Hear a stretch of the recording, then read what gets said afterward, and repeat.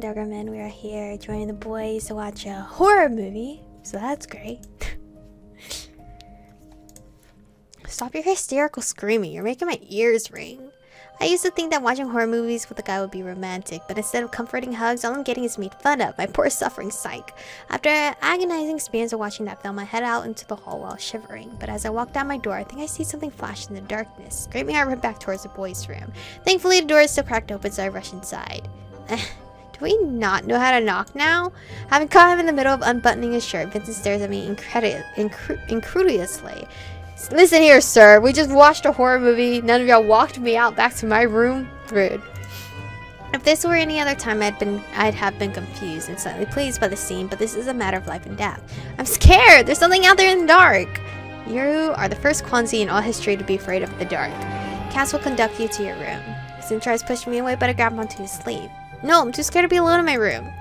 You're such a scaredy cat. How did you even watch that movie with us? Vincent blushes as he tries pulling away from me while buttoning up his shirt. Well, you watched it with me. Stay. I am once again met with the support from an unexpected party. Cass, please. I'm not trying to fall back in love with you. I'm handed one of Cass's t-shirts and a pair of Vincent's shorts. Now that I'm on the top of the bunk bed, I feel like I'm the queen of the hill. Although my head is still a little fuzzy from successfully reapproaching Vincent, it was almost euphoric, and I'm sleeping in the same room as him again. But once the lights are off, my fear of monsters returns. Vincent is so close yet so far away. I take out my phone to text him. I'm scared. He's literally in the same room. Literally in the same room. My suspicion that he keeps his phone under his pillow proves correct, and he answers me almost instantly. I'm scared too that you're in our room. If you don't take my hand, I'm coming down there. Wait, what? What? What? I'm on top though, what? Not expecting anything to happen, I slip my hand between the walls and the bed and lower it. Wait, what? You've slipped your hand between the wall and the bed and lower it? Oh, like he's down here? Are they just gonna hold hands? Only does surprisingly feel a soft and gentle touch. His fingers are pleasantly cool. Is he not wearing his gloves? And I've never seen him without them on. Curious, I run my fingertips over his palm. The skin is incredibly smooth and soft. I then run my fingers over a finger and nail. Yep, he's definitely not wearing his gloves. This is the first time I'm touching his naked skin, and it bothers me more than I want it to. My confusion only increases when his soft fingers unexpectedly wrap tenderly around my palm. I'm so surprised by it that I awkwardly type another message with my other hand. Is that your hand? No. At the same time, Vincent's fingers slowly intertwine with mine, and it's incredibly erotic. If he said no, I think I would be so scared, thinking it's like some creepy monster and just like pull my hand back. His hand has warmed up, then I feel his thumb run up to my wrist as he caresses my skin. His touch sends a rush of heat through my body, and I bite my pillow. At least I'm not scared anymore. All my worries and problems have faded away as my entire being is consumed by this bizarre intimacy I'm now sharing with Vincent. He made us feel safe. That was nice of him. The morning meets me with a stiff hand but a happy smile. I know I won't be able to look Vincent in the eye, so with incredible enthusiasm I start getting ready to train with Cass. The run is pleasant and easy, and when we stop in a court to train, Cass suggests I join in for some pull-ups. We agree. Well, why should I try it?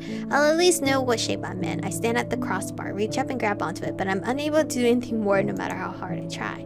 Noodles! Cass laughs sweetly and takes me by the waist. The sensation of his hot body pressing against my from behind while his strong hands hold me firmly, yet tenderly, is absolutely exhilarating. This is so embarrassing. Cass is way too close. Now what? Steady yourself. Don't shake. Tighten your grip a little. Focus. Cass starts lifting me, and with his help, I'm able to pull myself up. I'm an athlete. I've conquered Everest. The light surges through me as we do a few more reps. When I get home, I'm so blinded by my achievement that I dart right up to Vincent, who's yawning sleepily in bed. The fact that he's wearing gloves again doesn't curb my enthusiasm. Muter room, training now! I start shaking him, but he kicks me away. Come on, I'm all fired up now. Alright. Just let me get dressed. Get dressed? Your pajamas are so stylish, you could run for office in them. My enthusiasm continues to swell. It's sickening to see you this happy. What makes you think I'm gonna come train with you? Let's go. Once again, Cass packs me up, and Vincent snaps under the added pressure. He's so enraged he doesn't even send me off to shower or to clean myself up first. There's no point, I'm gonna be training. I'm gonna be stinky again. We come to a training ground in a wooded area. Still yawning, Vince grabs onto Cass, who morphs into his sword, then leisurely swings it around and crushing the forest in front of us into splinters for several miles. He does still look charming here. Like a strong man. That was just a normal blow, by the way. Let's try it with, your Janine powers. Sitting cross-legged, I begin to focus my thoughts on Vincent, his slender, graceful figure, silvery hair blowing in the wind, big black brows which are now furrowed together. I can't stand your greasy eyes. And my meditation fails. Cursing obscenely, Vincent disappears in a haze of black smoke right before Cass emerges from it. It's wielding a sword, so I'll be enhancing Vincent's abilities as a sword then. I leap to Cass's side and stare admiringly at the elegant blade in his hands. It's so beautiful. Can I touch it? No. Why not? You just can't. Let's just try to activate your powers. Don't they care who's waving the sword around? Although personally, I've only noticed one difference between the two. Vincent's wings are larger and the shockwaves will cover a much wider area. Cass's waves are smaller but travel further. I wonder if it's because he makes a larger yet more cumbersome sword, while Vincent turns into a thin, graceful one. Whatever the case, I sit down next to Cass and try to imagine how strong and amazing Vincent is. Nothing's happening. Try something else. Okay then, adopting a different tactic, I begin screaming like a cheerleader. Sword, sword, beautiful sword. How steely is your point? How sharp is your steel? I feel more pumped now, but that's it. With only a brief break for lunch, and with Vincent as a sword almost the entire time, we continue to entertain ourselves the rest of the day. Is this his way of ignoring me? We return to the room exhausted later that evening, the three of us collapsing on the floor completely spent, but beginning to fall more in love. I grab a pillow from the bed and bury my face in it. Why is he always saying these embarrassing things? We're not close enough for that. I never said anything about love. Your gift didn't activate, so we must continue. It seems Cass is more enthusiastic about my training than Vincent is. I wonder why I never considered becoming his genie yet. Because we already did. Okay, stop. How lewd of me. I shouldn't even be thinking about this. It wasn't that long ago that he had completely terrified me, and now I'm having these strange thoughts about him. Whatever the case, my patience is running thin. I'm tired of my feelings being ignored. Maybe Vincent should fall in love with me first. Yeah, well, shouldn't that also play a part, that he also has to love me? That would make sense. Why would I amplify someone that doesn't love me back? Vincent, who has been silent this entire time, suddenly jumps to his feet. Will the both of you just shut up? He storms out of the room, slamming the door behind him. Then I hear water running. I guess he decided to take a bath. Or drown himself. One of the two. Cass and I sit in silence, to be honest. I'd rather sit here quietly than talk to him. It's more pleasant this way. Tell me, aesthetically speaking, who do you prefer more, Vincent or me? I'm so surprised by the unexpected question that I flip over onto my stomach and stare dumbfoundedly at Cass as he looks back at me with startling sincerity. This probably is the first time I have thought of Cass as anything other than an appendage to Vincent. He's a person, a man with his own thoughts and feelings. He's also incredibly handsome. Even now as he lays there relaxed, he seems like a large, beautiful, imposing cat, with an amazing sculpted body that oozes primal sexuality and a predatory glint in his eyes. As for Vincent, I only find Vincent handsome. Cass is perfect. Objectively, Cass is more handsome, but I prefer Vincent. Okay, it's this one. I was going to choose this one anyway. I imagine Vincent bathing in the bathtub, and I want to see it more than anything, even if it's just a peek. It seems my answer is obvious. While this may sound odd, but even though I find you more conventionally handsome, I prefer Vincent. Cass smiles pleasantly. Why do I get the feeling this is his very first smile ever? It's so warm, though. Go to sleep. We have a big day tomorrow. But I stink! Without an ounce of effort, Cass picks me up and lays me down on the bed. He does it so smoothly and naturally that I don't even have time to protest. Everything will be fine. No! I don't need this. Castle. I think we have a clear winner. That Castle is probably my favorite route. Cass bops the tip of my nose. Does Castle like me? I doubt he would be acting so affectionate if he wasn't at least a little interested. We're getting way too close with each other. I need to shut it down now. I don't want him confusing my sympathy for anything else, but it's what he does next that completely confounds me. He walks into the bathroom with Vincent. What are they doing in there together? This is ridiculous, even for friends. Maybe Vincent doesn't want me as his genie because he's already in a relationship. I toss and turn in bed, listening for every little sound coming from the bathroom, but there's nothing suspicious. They're not even talking. When they finally come out, there's absolutely no indication of what they're doing in there. Vincent turns off the light and I lose all hope of ever knowing the answer. Maybe they were just speaking through mind. I don't know. All night long I dream naughty dreams of both Vincent and Castle. Good job on you, girlie, I guess. The next couple of days continue the same way. I run with Cass in the morning, then all three of us try to awaken me as a genie by trading in a Quansi field. Even though Vincent and I seem to be getting along, I can feel the tension be bubbling up between us. It's not long before it completely boils over. After this morning's run, we find Vince lying in bed, wrapped in blankets and propped up on a pillow. So no training today. Vincent, I need you to tell me you fucking love me so we can activate this fucking power. Because my power is absolutely useless if the two of us are not agreeing that we're in love.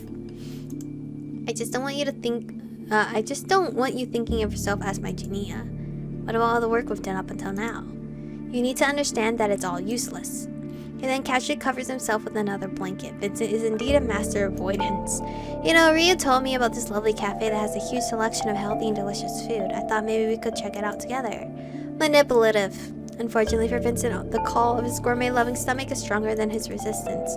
On the way to the cafe, Vincent and I are having a lively argument while Cass silently listens in. We're having a pleasant, entertaining time until the boys abruptly go on alert. Without saying a word, they switch routes and begin moving toward a less populated area. I want to ask them what's wrong, but something tells me I should keep quiet and follow along. My achievement is who are you? As soon as we're in a fairly deserted area, a figure dressed in black with face hidden comes from around a corner. A Quansi, what does he want from us? Hide, but not too far. He may not be alone. I'll try to deal with this quickly. I dart into the nearest building, which, despite being derelict, looks quite sturdy. Ooh! The black figure seems to wait until I'm gone before advancing in one swift movement towards Vincent. Ooh! Who's this? Who is this? Is it Mark? Kidding. They wouldn't hide if it was him. Cass transforms into his sword and Vincent quickly parries the blow. The clash of their weapons reverberating all around us. The sword is much smaller than it was in the muta room, almost actual size. I watch Vincent strain as he takes the full impact of an opponent much larger than himself. The man in black then somersaults away before gracefully spinning his hammer and slamming it down hard onto the ground. The force of its impact creates cracks in the pavement that race towards Vincent with incredible speed. Vincent casually and somewhat contemptuously leaps away from them, but several black claws reach up through the crevices to knock him down. As he falls, he slices through the hands, but having let his guard down, the black figure moves over to him and raises his hammer. The blow is weak, but the sharp beak of his weapon pins the edge of Vincent's jacket to the ground. I hear the ripping of fabric as Vincent flips backward, knocking the figure away with a sharp kick. Who hits a lady in the face, especially with his foot? Ah, it's Erica! And we all assumed it was a he. How rude of us. Smoke enveloped the figure for a few brief seconds, and when it clears, I am shocked to see a woman standing there, a very attractive one at that. Damn, Erica, your fucking powers are gorgeous. What the hell are you doing, Vine? What's with the circus costume? What if you were seen? Have you no brains at all? Nice to see you too, sweetie. They both hold their hands out to each other as if they're about to shake, but then in perfect unison flip each other off. You can come out now, Michiko. She's no threat. Castle rematerializes and the girl slowly circles around him as she scrutinizes him from head to toe, then whistles in amazement. I see your insecurities are still alive and thriving and abundant. Shut up, Fine, with a broken personality. They seem to know each other, but still I move cautiously. Even though I was told that women with a gift are rare, there's no doubt in my mind that she's a Quansi. She's definitely not a Genia though. She looks like Vincent, his battle type that is, and the intrigue is killing me. Oh, hi there, Michiko. I'm Erica. As soon as I am near, the girl greets me with an incredible amount of enthusiasm. Much more enthusiasm than she greeted with Vincent. Flinging her arms around me, she crushes me into herself, and I'm now literally smashed up against her strong body. Embarrassed, I pull away. I guess all Quansis are odd and fans of hugging. I glance at the beautiful girl's face and notice she didn't leave the fight unscathed. It's nice to meet you too, Erica, but your lip is split. Always carrying antiseptic wipes with me, I decide to turn to Vincent, obviously. I walk over to Vincent to examine his injuries. Treat your flea-ridden cats and degenerates instead. I try to take off his jacket and he angrily slaps me away. Erica spins menacingly towards Vincent. Don't you dare hit her again, and I'll gouge your other side too. Erica gently takes my hand and pushes Vincent away. Don't worry about him, he heals like a dog. Fine, stop butting in where you don't belong. Just tell me what you want, then leave. Erica shrugs and ignores Vincent's demand. You seem to be going somewhere, I'll join you. You're not going anywhere with us. First you attacked completely unprovoked, and now you're imposing yourself on our company. Beware of Erica, right? Oh, no, back Erica up. I wouldn't mind talking to Erica. Why don't we go together? It'll be fun. There are quite a few reasons why I should side with Erica, so I should probably be friendly with her. Besides, she might be able to tell me more about the Kwanzis and Vincent. I noticed Vincent burning a hole through me with his eyes, but he doesn't say anything. He looks very dissatisfied with the entire situation, though. We turn back towards the cafe, and as soon as we step out onto the crowded street, I can feel that there are now more eyes on us. Thanks to Erica's presence, our group looks even more out of place than it did before. Once we're in the cafe, Erica removes her black hood and everyone around us begins to stare at her. I mean, her outfit is very, different from these casual people here. So it's no surprise, and she's fucking gorgeous, so it's a table of gorgeous people. Who wouldn't look for a moment? Let's not be rude and stare forever. But this is where we're gonna stop for today's episode. I hope you guys are enjoying it so far. We are not nearing yet, but we have only about 1, 2, 3, 4, 5, 6, 7, 8, 9, 10, 11, 12, 13, 14, 15. 15 more choices, so we only finished 4 choices this episode. But thank you guys for watching today's episode. Stay beautiful, and I will see you guys in the next one.